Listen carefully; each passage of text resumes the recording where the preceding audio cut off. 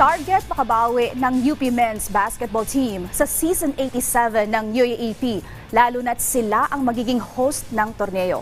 Yan ang ulat ni Rafael Bandayrel.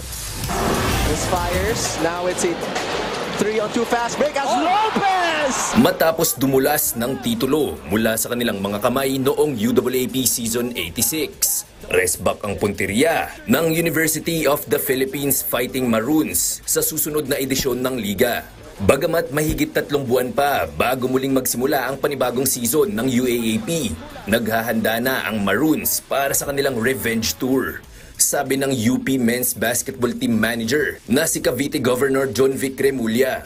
Ngayon pa lang ay puspusan na ang paghahanda ng koponan, lalo na't inaasahan nilang Lasal pa rin ang team to beat sa susunod na season.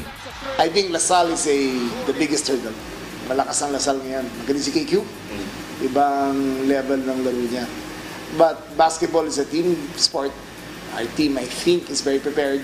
UP is leaving for Serbia on June 12, 13 para mag-trade naman sa Serbia. Lasal is the standard. Lasal is the mountain we must conquer, and I think the boys are ready. It means sabi naman ibang team, pero I think Lasal is very, very strong.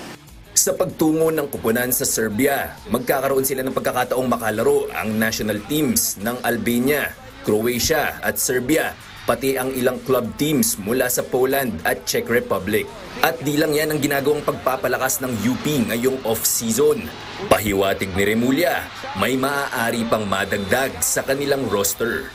Meron pa. Tingnan na lang, meron pa. We're not done yet. Meron pa. Maybe one piece away from completing the entire roster, but there'll be some surprises left. Magsisimula ang Season 87 ng UAAP sa Setyembre at magsisilbing host nito ang University of the Philippines.